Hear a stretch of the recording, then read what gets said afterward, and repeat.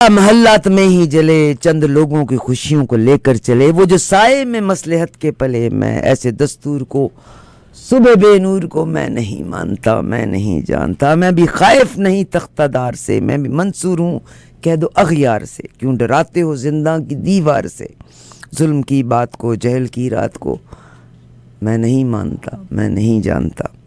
तुमने लूटा है सदियों हमारा सकूं, अब न हम पर चलेगा तुम्हारा फंसूं। चारागर मैं तुम्हें किस तरह से कहूं, तुम नहीं चारागर कोई माने मगर मैं नहीं मानता, मैं नहीं जानता। जनाब फयाज विलाना मेरे साथ पाकिस्तान की लेटेस्ट इलेक्शन की सूरत हाल के साथ। विलाना साहब, हम आपको खुश आमदीद कहते हैं। अस्सलाम वालेकुम सर।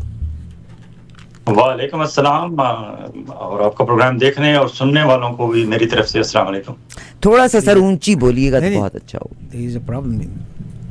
आपका आवाज आ रही? आवाज आ रही मुझे है, आ रही है बहुत हल्की आवाज, थोड़ा सा ऊंची बोलें सर।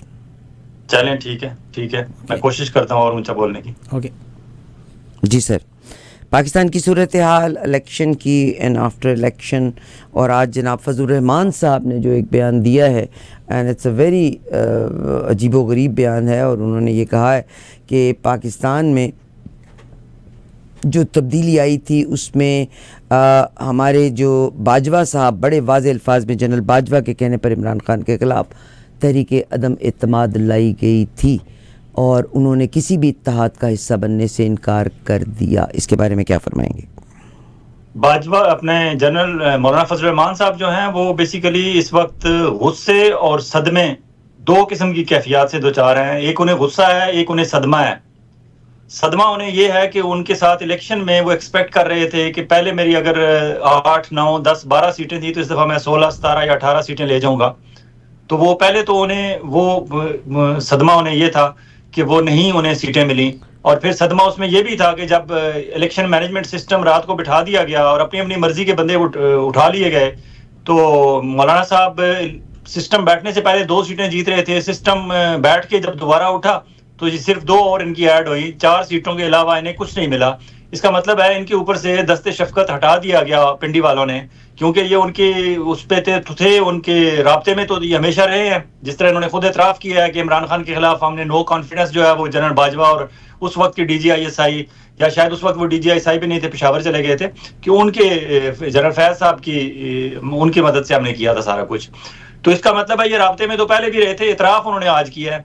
लेकिन इलेक्शन के 8 फरवरी का सदमा उन्हें इतना है कि इस सदमे में वो सच बोलना शुरू हो गए हैं। ये अच्छी बात है। अब आप कहेंगे गुस्सा उन्हें क्या है? गुस्सा उन्हें ये है कि जब हुकूमत बन रही है, हुकूमती इत्तेहाद बन रहा है, तो इन्हें मौलाना फजल रहमान साहब को पूछा तक नहीं गया। इन्होंने अपने इंटरव्यू में ये तस्लीम किया है कि हाँ, मुझसे कोई मशवरा नहीं किया गया, मुझे पूछा ही नहीं गया। अब क्यों नहीं पूछा गया?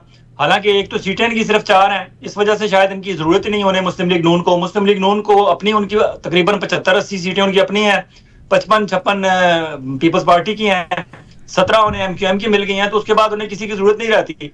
इसलिए उन्हें मौलाना साहब को, हालांकि पिछले PDM के ये प्रेसिडेंट थे, अब PDM 2 बनने जा रहा है, तो प्रेसिडेंट साहब को किसी ने फोन तक नहीं किया, तो इसलिए उन्हें उस पर गुस्सा भी है।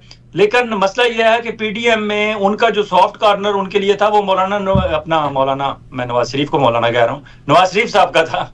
नवाज शरीफ साहब को खुद नहीं पूछा जा रहा। नवाज शरीफ साहब को इस तरह निकाल के फेंक दिया गया जिस तरह मक्खन में से बाल निकाला जाता है। तो मौलाना नवाज शरीफ साहब, वो पूरा ग्रुप ही साइडलाइन हो गया है। तो मौलाना साहब गुस्से में भी हैं, सदमे में भी हैं, और इस गुस्से और सदमे की मिली जुली कैफियत में वो सच बोल गए हैं। और इमरान खान का, क्यों आप देखें कि इमरान खान को पता नहीं कहां से कोई गैबी मदद हो जाती है कि अचानक वो लगता है कि बिल्कुल एंड पे चला गया है। अचानक कोई एक बंदा इस तरह बोलता है, जिस तरह साइफर केस पहले कहते थे है ही नहीं, अब साइफर प्रूफ हो गया कि है तो इमरान को उस पर सजा हुई है, इसलिए साइफर भी प्रूव हो गया। और जो नो कॉन्फिडेंस है वो आर्मी की मदद से हुई, ये भी प्रूव हो गया। अब वो खुद बंदा कह रहा है कि हमें बुलाया, तमाम पार्टीज के सरबराहान को बुलाया जनरल बाजवा साहब ने। जनरल बाजवा साहब ने तमाम पॉलिटिकल पार्टीज के लीडरान के सामने कहा कि ये इस तरह करना है। तो इससे ज्यादा और क्या हो सकता है? मेरे ख्याल में तो ये मौलाना साहब का ये सच है, ये इमरान खान के हक में जा रहा है। फिर बहुत शुक्रिया सर एक और चीज़ जो मेरी नज़र से गुजरी है, ओन चौधरी को मियाँ साहब ने भी जब वोट डाला था तो उन्होंने दिखा के वोट डाला था, यानी इस्तेहकाम पार्टी से इनका ताल्लुक था, मगर कहा जाता है कि NA 128 इलेक्शन कमीशन ने ओन चौधरी की कामयाबी का नोटिफिकेशन वापस ले लिया। सलमान अकरम राजा इनके अगेंस्ट थे, very senior lawyer in Pakistan, और ये वो लॉयर थे जिन्होंने नवाज शरीफ साहब के मुकदमात को भी लड़ा था। तो क्या फरमाएंगे यहाँ पे?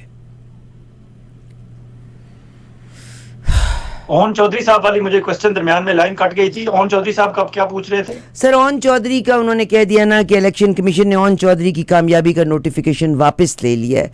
सलमान अकरम राजा इसको he is not gonna leave it alone. तो हालांकि नवाज शरीफ साहब ने जब वोट डाला था तो ओन चौधरी को वोट दिखा के डाला था, क्या फरमाएंगे इसके बारे में? अच्छा, वो तो IPP का इत्तेहाद था ना मुस्लिम लीग नून के साथ, और सिर्फ उन्होंने नहीं डाला, नवाज शरीफ ने डाला तरीके इस्तेकाम पाकिस्तान पार्टी को, शहबाज शरीफ ने डाला, मरियम नवाज ने डाला, पूरे खानदान ने इस्तेकाम पाकिस्तान पार्टी को डाला। लेकिन इस्तेकाम पाकिस्तान जिसे आर्मी ने खड़ा किया, अब क्लियर हो गई है बात, वो उसके जो चेयरमैन है वो तो दस्तबरदार हो चुके हैं सियासत से, उन्होंने तौबा कर ली है कि इमरान खान ने इतना बुरी तरह मुझे हराया है इस इलेक्शन में कि अब मेरी सियासत से तौबा। वो दोनों बाप बेटा अली तरीन और जहांगीर तरीन वो तो साइड पे हुए, अब इस्तेकाम पाकिस्तान पार्टी को लिए फिरते हैं उनके प्रेसिडेंट अलीम खान साहब। अभी कल उन्होंने 3 आज़ाद उम्मीदवार जो हैं वो अपने साथ मिलाए हैं, जो वाकई आज़ाद थे, PTI वाले आज़ाद नहीं थे। उन्होंने 3 अपने इस्तेकाम पाकिस्तान पार्टी में शामिल किए हैं। अब वो 5, 6, 7 बंदों का ग्रुप बना के मैक्सिमम सीनियर मिनिस्टर का ओहदा वो चाहते हैं कि मुझे पंजाब में सीनियर मिनिस्टर बना दिया जाए, इसलिए वो बंदे इकट्ठे कर रहे हैं। इकट्ठे का लफ्ज़ मैं नरम लफ्ज़ इस्तेमाल कर रहा हूँ, शायद उनके मुखालिफ तो कहेंगे वो खरीद रहे हैं। तो इन्होंने इस्तेकाम पाकिस्तान पार्टी के ओन चौधरी साहब को इतनी वर्थ नहीं थी उन्हें, बल्कि इरशाद भट्टी ने तो बड़ा उस पर तंजिया कहा है कि अगर पूरा लाहौर ओपन कर दिया जाए तो पूरे लाहौर में से 2.25 लाख वोट ओन चौधरी नहीं ले सकता, क्योंकि ओन चौधरी की हैसियत तो इमरान खान के एक तौलिया बरदार की थी कि इमरान खान जब भी किसी फंक्शन में, किसी तकरीब में खाना वाना खाने के बाद उन्होंने हाथ धो के हाथ खुश करने होते थे, तो जो बंदा पीछे खड़ा होता था टिश्यू पेपर का बॉक्स लिए या तौलिया पकड़े मियां इमरान खान साहब के हाथ धुलवाने या साफ कराने के लिए, वो ओन चौधरी था। ये उस बंदे की वर्थ थी। लेकिन चूंकि वो अपना कहीं मुखबरियां करता रहा इमरान खान की, और फिर पकड़ा गया और फिर छोड़ गया और फिर ग्रुप अलग हो गया, और अब वो अपने आप को लीडर समझ रहा है और इलेक्शन में खड़ा हो गया है। और सलमान अकरम राजा एक मजबूत आदमी उसके मुकाबले में लड़ रहा था, और सलमान अकरम राजा चूंकि खुद लॉयर हैं और इतने सीनियर लॉयर हैं, तो उन्होंने नोटिफिकेशन होने से पहले ही कोर्ट में चले गए थे, और कोर्ट से जब वो अपना अब हियरिंग हुई बाकायदा, तो हियरिंग उन्होंने कहा कि अगर नोटिफिकेशन जारी नहीं हुआ तो वापस लिया जाए। अब उस पर यह बात पूछने वाली है कि अगर नोटिफिकेशन जारी नहीं हुआ तो फिर इसका मतलब है आप गलत समझ रहे हैं कि गलत काम हो गया है। अगर नोटिफिकेशन हो गया है तो ठीक है, अगर नहीं हुआ तो फिर उसे रोक लिया जाए। अजीब सी हमारी अदालतें भी हैं, और अदालतों को ये पता है कि जब एक बंदे का नोटिफिकेशन हो जाता है तो वो फिर इलेक्शन ट्रिब्यूनल में केस जाता है, और इलेक्शन ट्रिब्यूनल में क्या होता है, मैं 2 एग्जांपल्स आपको दूंगा, एक ख्वाजा साद रफीक की, एक कासिम सूरी की। कासिम सूरी अभी डिप्टी स्पीकर थे जब तहरीक इंसाफ की पिछली गवर्नमेंट में, तो पूरे 3.5 पौने 4 साल का टेन्योर, वो उस पे इलेक्शन ट्रिब्यूनल में उनका केस लगा हुआ था, वो पूरा टेन्योर गुजार गए, उनको डी सीट उन्हें किसी ने नहीं किया। इसी तरह साद रफीक जो है ये MNA रहे पिछली दफा, पूरे 5 साल MNA शिप का अपना टेन्योर पूरा कर गए, और उनका केस ट्रिब्यूनल में लगा रहा, उन्हें कोई डी सीट नहीं कर सका। इसलिए अब जो तहरीक इंसाफ वालों के जिस बंदे के नोटिफिकेशन हो चुके हैं वो इलेक्शन ट्रिब्यूनल में केस चलेंगे, और इलेक्शन ट्रिब्यूनल के केसेस इसी तरह होते हैं जिस तरह पाकिस्तान में सर्विसेज ट्रिब्यूनल के केस होते हैं कि लोग अपनी 40-40 साल की सर्विस पूरी कर जाते हैं और उनके सर्विस से रिलेटेड डिस्प्यूट वहां के वहां ही रहते हैं। जी। ओन चौधरी साहब की वाइफ जो कि एक अदाकारा हैं, उनको भी एक मखसूस सीट के ऊपर नशिस्त दी जा रही थी, तो बेचारी वो कहते हैं ना पिंड पे आनी उचक के अगों आ गए सी, तो वो बेचारी भी वो सीट लूज़ कर बैठी। तो ओन चौधरी की भी अब पता नहीं नतीजा क्या निकलता है और क्या नहीं निकलता। सर अगर हम जोड़ तोड़ के हवाले से बात करते हैं पाकिस्तान में, और JUI ने बिल्कुल ये भी कहा कि 8 अक्टूबर के इलेक्शन धांधली ज़दा और जाली ज़दा थे, ये PTI और क्या वाकई तहरीके इंसाफ KPK में, हालांकि KPK में तो इनकी बड़ी वाज़ेह अक्सरियत है, why do they need JUI के साथ इल्हाक करना क्यों ज़रूरी है इनका? नहीं, जेयूआई के साथ इलाक नहीं कर रहे। बेसिकली तो इमरान खान ने उन्हें पॉलिसी दी है, केपीके वाले असद कैसर, क्योंकि उनके भाई आकिबुल्ला का नाम अनाउंस हो गया है स्पीकर केपीके के लिए और अली अमीन गंडापुर वज़ीर आला के लिए। तो उन्होंने कहा है कि आप सबसे बातचीत करें, मिलें और राब्ते में रहें और अच्छी गवर्नमेंट वहाँ करें, लेकिन किसी के साथ मुज़ाकरात के दरवाजे बंद ना करें। जो आपको ज्वाइन करना चाहता है करे, नहीं अदरवाइज भी आप उनके साथ, सबके साथ अपना एक अच्छा सियासी रवैया रखें, वो राब्ते करेंगे। वहाँ ज़रूरत और मुसीबत और बनी हुई है केपीके में। इन्होंने इत्तेहाद किया था वहाँ जमात इस्लामी के साथ कि हम जिस तरह मरकज़ में उन्होंने मजलिस वहदतुल मुस्लिमीन को ज्वाइन करके और मजलिस वहदतुल मुस्लिमीन के सारे ये एमएनए जितने पीटीआई के आज़ाद उम्मीदवार होंगे ये सारे मजलिस के हो जाएंगे, और जब मजलिस के उम्मीदवार हो जाएंगे तो फिर इन्हें कौमी असम्बली में जो मखसूस नशिस्तें हैं ख़वातीन की या मिनॉरिटीज़ की वो मिल जाएंगी, अपनी जितनी इनकी तादाद होगी उसकी निस्बत से। अब इन्हें यही काम करना था केपीके में। केपीके में इनकी जमात इस्लामी से बात हुई थी, उनकी 2 सीटें थी, लेकिन रिकाउंटिंग हुई तो वो 2 सीटें जमात इस्लामी के हाथ से चली गई और वो पीटीआई के पास आ गई। अब वहाँ उन्हें और कोई पार्टी चाहिए जिससे ज्वाइन करके उन्होंने मखसूस नशिस्तें लेनी है। अब वहाँ इनके पास कोई और पॉलिटिकल पार्टी नहीं मिल रही। एएनपी ने कह दिया है कि हम किसी सतह पे भी पीटीआई से तावन नहीं करेंगे। उन्होंने अनाउंस कर दिया कि हमारे दरवाजे पे मत आइएगा, हम पहले आपको बता रहे हैं हम आपसे तावन नहीं करेंगे। अब वहाँ एक अजीब सूरत हाल बन गई है। पाकिस्तान पीपल्स पार्टी पार्लियामेंटेरियंस परवेज खटक की, उसकी 2 सीटें हैं केपीके की असेंबली में। अब जो है इन्हें उसके पास जाना पड़ रहा है और परवेज खटक ने कह दिया है कि मेरे दरवाजे खुले हैं। परवेज खटक साहब इंतहाई स्मार्ट आदमी हैं, वो इसलिए कह रहे हैं दरवाजे खुले हैं क्योंकि ये परवेज खटक को ज्वाइन करेंगे, उसकी पार्टी को, पाकिस्तान तहरीक इंसाफ पार्लियामेंटेरियंस को, तो इनके तकरीबन 105 107 एमपीपीज हैं। ये जब ज्वाइन करेंगे तो पाकिस्तान तहरीक इंसाफ पार्लियामेंटेरियंस की 107 प्लस 2 उनकी अपनी 109 सीटें हो जाएंगी 115 की असेंबली के 130 की असेंबली में। अब उसमें से मैक्सिमम सीटें इन्हें मिलेंगी परवेज खटक साहब की पार्टी को। और परवेज खटक साहब ने पहले इलेक्शन कमीशन में एक लिस्ट दी हुई है इलेक्शन लड़ने से पहले अपनी मखसूस नशिस्तों के लिए और माइनॉरिटीज की लिस्ट के लिए, क्योंकि वो तो ये प्रिज्यूम कर रहे थे कि मैंने क्लीन स्वीप करना है पूरा केपीके में। यकीनन उन्होंने 20 25 30 खवातीन की और 5-6 माइनॉरिटीज की नाम दिए हुए होंगे। अब वहां राजा सिकंदर सुल्तान साहब हैं जो जिन्होंने तय किया हुआ है कि उन्होंने पीटीआई को हर सूरत नुकसान ही पहुंचाना है। उन्होंने ये कहना है कि ये जो पहले लिस्ट दी हुई है परवेज खटक साहब ने, पहले इस पे मखसूस नशिस्तें अलाट की जाएंगी, उसके बाद अगर कोई सीट बच गई तो फिर जो नया आपने नाम ऐड कराना है वो करा लें। तो ये वहां केपीके में परवेज खटक को ज्वाइन करने के बाद परवेज खटक का फायदा होगा, पीटीआई का नुकसान होगा। इसलिए वहां लोग कह रहे हैं कि हमें ये करने की जरूरत नहीं है, ठीक है ऐसे ही जाने दें, फिर अगर और कोई पार्टी हमें नहीं कर, हमें हेल्प करती तो। मगर सर यहाँ पे मैं आपके साथ शेयर करना चाहती हूँ कि पाकिस्तान तहरीक इंसाफ ने तरदीद की है कि उन्होंने पाकिस्तान तहरीक इंसाफ पार्लियामेंटेरियन के साथ वो रुजू नहीं कर रहे। उन्हें नहीं करना चाहिए, वहां बड़ी रेजिस्टेंस होगी क्योंकि पूरी इलेक्शन कैंपेन में परवेज खटक ने कोई कसर नहीं छोड़ी पॉसिबल ही नहीं है तकरीरें करने की। जी सर, पॉसिबल ही नहीं है। पाकिस्तान तहरीक इंसाफ ने ज़ाती तौर पे इसकी वजाहत कर दी है कि उन्होंने कतन कोई राब्ता नहीं किया कि वो उनसे राब्ता करें। अमीन अली गंडापुर के बारे में अगर जिक्र करूँ, स्क्वाश के प्लेयर भी हैं, बहुत अच्छे प्लेयर भी हैं, और इनको प्राइम मिनिस्टर जनाब इमरान खान साहब ने नामजद वज़ीर आला केपीके मुकर्रर किया। इसके बारे में कुछ फरमाना चाहेंगे कि क्यों उनका इतना कॉन्फिडेंस है अमीन गंडापुर? और मैं देख रही थी कि बैरिस्टर गौहर बड़े सब्र के साथ, तहम्मुल के साथ ये तमाम पोजीशन में जो इमरान खान साहब चाहते हैं उसको अनाउंस करें। मुझे कहीं अभी तक बैरिस्टर गौहर की किसी गुफ्तगू में कोई ग्रीड या लालच नज़र नहीं आया कि उनको वज़ीर आज़म की सीट नहीं ऑफ़र की गई या वज़ीर आला की सीट ऑफ़र नहीं की गई। अच्छा, गौहर अली खान का फिर वो हमारे आपको पता है इमरान खान की पाकिस्तान तहरीक इंसाफ तो वो आप जादू टोने कहें या इल्मुल हरूफ या इल्मुल अदाद जो भी कहें सिलसिला, आपको याद होगा इमरान खान खुद प्राइम मिनिस्टर थे ऐन से, आरिफ अलवी प्रेसिडेंट थे ऐन से, उस्मान बुज़दार केपीके में थे ऐन से। उन्होंने जितने लोग बनाए वो ऐन से बनाते चले गए। इमरान इस्माइल गवर्नर बनाए केपीके वहां, मगर बे से बुज़दार बनाया तो वही तो डुबो गया। चले जो भी किया, अब फिर वो जो है वो ऐन पे जा रहे हैं। अली अमीन गंडापुर ऐन से, उमर अयूब मरकज में ऐन से, और एक और तीसरा उन्होंने अनाउंस किया है वो भी ऐन से है, मुझे अब नाम नहीं याद आ रहा कौन सा तीसरा है। 3 उन्होंने नाम अभी तक ऐन से वो कर चुके हैं। गौर अली खान को अपना नाम एन गौर अली खान रख लेना चाहिए अगर वो चाहते हैं कोई सीट लेना। तो ये तो मैं ऐसे ही लाइटर नोट कह रहा हूँ। लेकिन गौर अली खान बहुत उन्हें रखा हुआ इसलिए, चेयरमैन की सीट उन्होंने दी इसलिए थी कि वो धीमे मिजाज के थे, पढ़े लिखे, एक फिर लॉयर हैं, रोज इमरान खान से जाके मिल लेते हैं।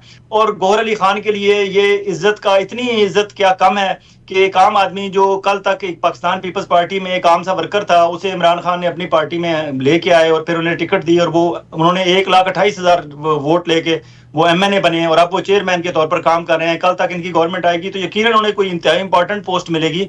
He is not greedy. उन्हें जितनी इज्जत अल्लाह ने अभी दे दी है और उनकी पार्टी ने दे दी है, यही मेरे ख्याल में उनके लिए काफी है। और अली अमीन गंडापुर की जहां तक बात है, अली अमीन गंडापुर को इसलिए वहां किया गया है क्योंकि वो कहते हैं कि इस वक्त हमें एक हार्ड लाइनर की जरूरत थी और हार्ड लाइन ही हम लेंगे तो हम सर्वाइव कर सकेंगे, अदरवाइज हम सर्वाइव नहीं कर सकेंगे। एक बात। दूसरी बात, जो लोग इख्तलाफ कर रहे हैं कि जी अली अमीन गंडापुर को क्यों दिया गया है, अली अमीन गंडापुर अगर एक एमएनए या एमपीए के तौर पर मुंतखब हो सकता है तो वो चीफ मिनिस्टर के तौर पर भी मुंतखब हो सकता है। अगर उसकी नाअहलियत का कोई भी उसके मुखालिफिन के पास कोई पॉइंट था तो उसे रेज करते, उसे नाअहल कराते। अब तो वो इलेक्टेड रिप्रेजेंटेटिव है, अब वो आ सकता है। हाँ, उसके आने से क्या होगा, वो उसने जो पहली स्टेटमेंट दी अली अमीन गंडापुर ने, उसने कहा हम सबको साथ लेके चलेंगे और बिल्कुल कौम की खिदमत करेंगे, अपने केपी के अवाम की। उस बंदे का आप देखिए उसका ग्रोथ कहां से हुई है। 2013 में वो आया था पार्टी में और उसने पहली दफा एमपीए का इलेक्शन लड़ा और जीता। उसके बाद वो गिलगित बल्तिस्तान की उसे मूव जब दी गई, मुहिम का इंचार्ज बनाया गया, उसने गिलगित बल्तिस्तान में अपनी पार्टी को जितवाया। फिर कश्मीर की उसे दी गई, इंतखाबी कैंपेन का वो इंचार्ज था, उसने कश्मीर में पार्टी को जितवाया। इसकी बेस डेरा इस्माइल खान में कैसे मजबूत हुई, लोगों को ये नहीं पता। इसने जब पीटीआई वहां ज्वाइन की तो वहां का डेरा इस्माइल खान का सबसे बड़ा मसला लोड शेडिंग का था। इसने वहां डेरा यूथ फोर्स एक बनाई और उस यूथ में इसने डेरा इस्माइल खान के बहुत सारे नौजवान इकट्ठे कर लिए। पूरे डेरा इस्माइल खान में जहां कहीं जिस एरिया में बिजली जाती थी, इसके यूथ फोर्स के लड़के वहां जाते थे, खुद वहां वापडा वालों को, इलेक्ट्रीशियन को, उनको लेके आते थे और सारी सारी रात खड़े होकर वो ट्रांसफार्मर ठीक कराते थे, बिजली उस इलाके की बहाल कराते थे, उसके बाद घरों में जाते थे। जो डेरा यूथ फोर्स इसने बनाई थी अली अमीन गंडापुर, उसकी वजह से ये डेरा इस्माइल खान में मशहूर हो गया था और लोगों ने कहा कि हमें तो ऐसा लीडर चाहिए कि अगर बिजली चली जाए तो वो खुद रात को ना सोए अपने महल में, जिस तरह मौलाना साहब या वहां कुंडी फैमिली या बाकी जो वहां के लीडरान थे वो पहले करते थे, किसी को कोई परवाह नहीं होती थी। ये बंदा रात दिन हमारे साथ और इसकी यूथ फोर्स हमारे साथ खड़ी होती है, इसलिए वो डेरा में पॉपुलर हुआ। मेरे ख्याल में केपीके में वो जब चीफ मिनिस्टर के तौर पर आएगा, ही इज अ गो गेटर। उसे कोई काम नजर आएगा तो वो फिर पाँव में जूता नहीं पहनेगा, वो भाग पड़ेगा और काम करेगा और अपने मिनिस्टर से भी काम करवाएगा। तो I think he is a good choice. मेरा सेकंड लास्ट क्वेश्चन आपसे ये है कि मुझे हैरत होती है कभी कभी कि कौन लोग हैं जो इस मुल्क में सिर्फ इक़्तिदार की जंग के लिए ही हैं, क्योंकि मुल्क की जो सूरत हाल है वो इतनी अच्छी नहीं है। अभी आईएमएफ से एक और हमें किस्त की ज़रूरत है और आईएमएफ की शराइत में आपको बताइए कि गैस की कीमतों को बढ़ाना, आज अल्टीमेटली न्यूज़ आ गई, कल से पहले ये जानना चाहिए था कि उन्होंने कहा है कि घरेलू सार्फिन के लिए गैस की कीमतों में 67% तक इजाफे का नोटिफिकेशन जारी हो गया। आम आदमी की ज़िंदगी अजीरन करके रख दी गई। व्हाट वुड यू से, and this is one of the requirement जो नोटिफिकेशन करना ज़रूरी था। अच्छा, ये जो आईएमएफ से हमारा मुआहदा है, अभी तक आईएमएफ खामोश है। आपने देखा रिस्पांस आया यूएसए से, यूके से, यूरोपीय यूनियन से, बल्कि आज तो इमरान खान ने तकाजा कर दिया है, उसने कहा चैंपियंस ऑफ डेमोक्रेसी बनता है यूएस, तो उसे इस तरह की कॉस्मेटिक किस्म के स्टेटमेंट नहीं देनी चाहिए। अगर वाकई उसे पाकिस्तान में रिगिंग के हवाले से कोई तशवीश है तो खुल के बात करे। आज इमरान खान ने अमेरिका को मदद नहीं मांगी, बल्कि अमेरिका को याद दहानी कराई है कि आप खा के अपने आप को चैंपियन ऑफ डेमोक्रेसी कहते हो, क्या तुम्हें नजर नहीं आता कि पाकिस्तान में क्या कुछ हो गया है 8 फरवरी को। तो इमरान खान ने मेरे ख्याल में ठीक ललकार रहा है अमेरिका को। अब अमेरिका वाले भी देखेंगे कि क्या हमें इस पे मजीद वजन डालना है इस बात पे या नहीं डालना। तो अच्छा किया है जब से कल से पूरा पाकिस्तान सड़कों पे होगा। आप देखें ना, बलूचिस्तान में पख्तूनख्वा मिली अवामी पार्टी, वहां बलूचिस्तान नेशनल पार्टी, हजारा डेमोक्रेटिक पार्टी, जेयूआई, ये सारी बलूचिस्तान में सड़कों पे हैं रिगिंग के खिलाफ। नसीराबाद में जो पीपल्स पार्टी का वहां कैंडिडेट था वो सड़कों पे लोगों को लेके बैठा हुआ है और वो ऑफिस के सामने वो कहता है मैं रिजल्ट अपना फेयर रिजल्ट लेके जाऊंगा। पीपल्स पार्टी भी वहां एहतजाज कर रही है। कराची में पीपल्स पार्टी एमक्यूएम के खिलाफ है कि उन्होंने हमारी सीटें हथिया ली हैं। कराची से 2-3 सीटें पीपल्स पार्टी की थी, 4 से 5 से ज्यादा सीटें एमक्यूएम की नहीं बनती थी, 10-12 सीटें पीटीआई की वहां से हथिया ली गई हैं। जमात इस्लामी कराची में 2-3 सीटों पे हक रखती थी, जमात इस्लामी की सीटें हटा ली गई हैं। अब कल से JUI सड़कों पे होगी रिगिंग के खिलाफ, जमात इस्लामी होगी, PTI होगी और मुख्तलिफ टुकड़ों में पीपल्स पार्टी भी होगी और बाकी जो पॉलिटिकल पार्टीज हैं जमात इस्लामी वगैरह वो तो सारे होंगे ही होंगे। अब पूरे मुल्क में ये जो वेव होगी और इस मौके पे यूएस को कहना और यूएस भी अगर उसमें मजीद कुछ करे तो मेरे ख्याल में तो हालात आने वाले दिनों में मजीद खराब होंगे। हाँ, हालात ठीक हो सकते हैं अगर आपने नए इलेक्शन नहीं कराने तो फिर जो जिन हलकों पे इस वक्त एतराज है उसका फौरी समाअत करें। फौरी समाअत की अदालतें किस लिए लगाई जाती हैं? इसलिए नहीं कि सिर्फ दहशतगर्दी हो जाए तो फिर आप फौरी समाअत की अदालतें लगाएं। इससे बड़ी और दहशतगर्दी क्या हो सकती है? और आज मौलाना फजल रहमान ने अपने उसी इंटरव्यू में कहा है कि 9 मई वाला जो वाकया था, 9 मई वाला बयानिया जो था हमारी मिलिट्री एस्टेब्लिशमेंट का, उसको 8 फरवरी को पूरी कौम ने दफन कर दिया है।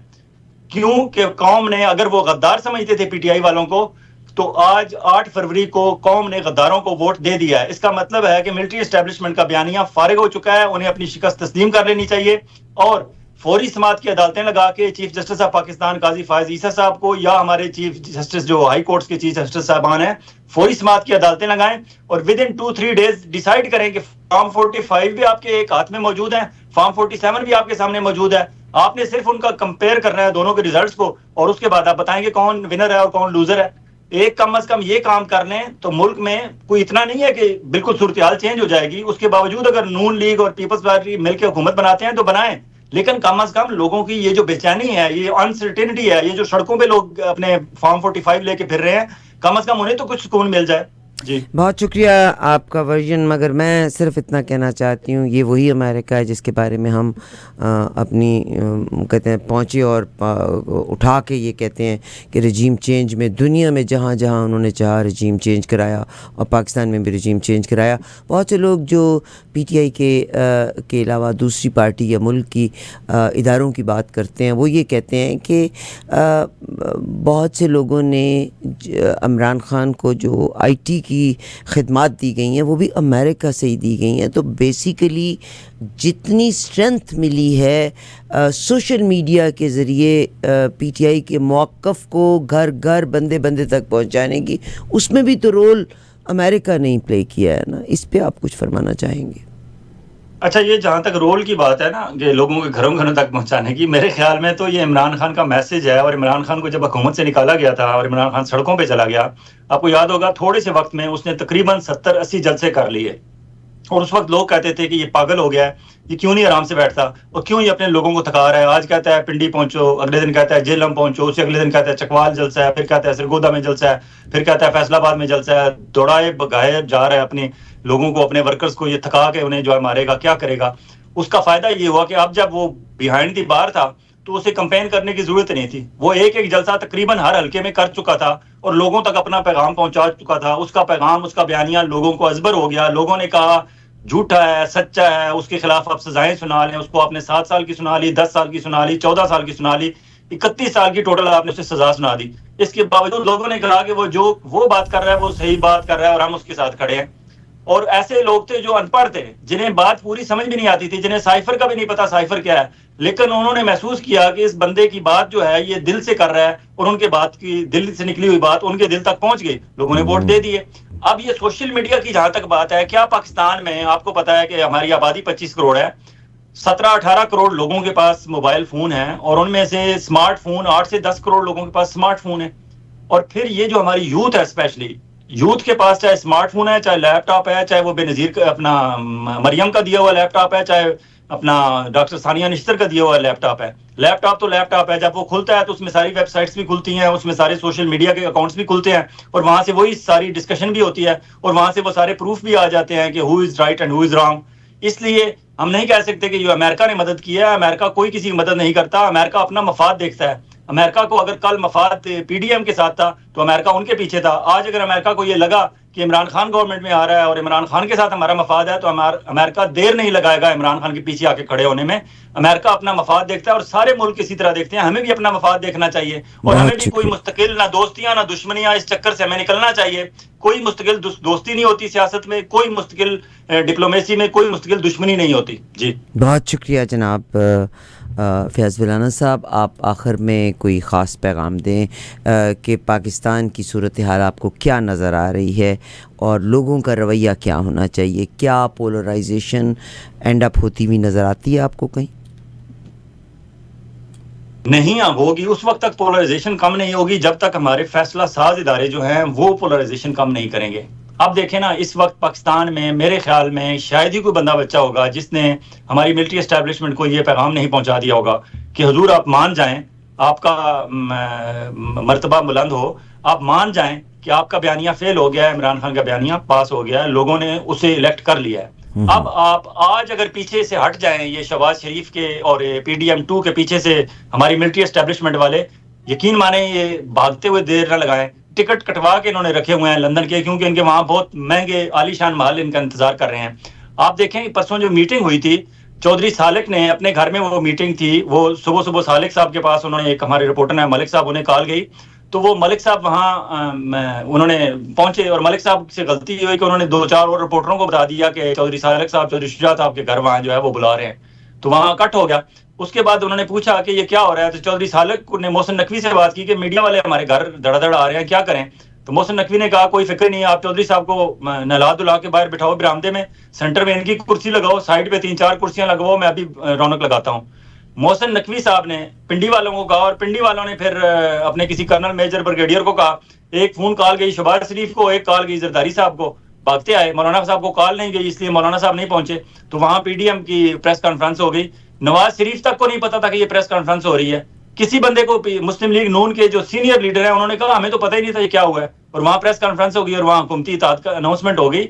इस तरह सिलसिला चल रहा है। मोहसिन नकवी और आसिम मुनीर क्योंकि आपस में रिश्तेदार भी हैं, और मोहसिन नकवी हम जुल्फ है चौधरी सालिक हुसैन का, अगर इनकी बेगमात का जो क्लब है, अगर वो थोड़े से 3 बंदे एक्टिव ना हो तो ये PDM2 बनते हुए हफ्ता लग जाता। तो बेसिकली तो उनके पीछे वो पिंडी वाले हैं। आज पिंडी वाले हटे तो PDM2 बन ही नहीं सकती, क्योंकि इतनी थोड़ी थोड़ी तादाद में इनके पास MNAs हैं। सबसे ज्यादा MNAs मेंबर नेशनल कौमी असेंबली तो इमरान खान के पास है। पहला हक तो इमरान खान का बनता था, इमरान खान को दावत दी जानी चाहिए थी इमरान खान की पार्टी को कि बनाएं आप गवर्नमेंट, और उन्हें टाइम दिया जाता कि आपके पास 4 दिन 5 दिन हफ्ते का टाइम है, आप राब्ते करें तमाम पॉलिटिकल पार्टी से और अपनी हुकूमत बनाएं। अगर वो नाकाम होते फिर नंबर 2 पे जो पार्टी होती है फिर उसे दावत दी जाती है, लेकिन यहाँ तो गंगा ही उल्टी बह रही है। जी, अल्लाह ताला इस मुल्क का हामी और नासिर है। जनाब फ़याज़ विलाना साहब, आपका बहुत शुक्रिया, और we look forward for our listeners and viewers के फीडबैक के लिए हम मुंतज़िर रहेंगे। सर इंशाल्लाह आपसे दोबारा कोशिश करूँगी कल, अगर हो सके तो आप हमें थोड़ा सा टाइम ज़रूर दीजिएगा। कल तक इजाज़त दीजिए, शुक्रिया। मैं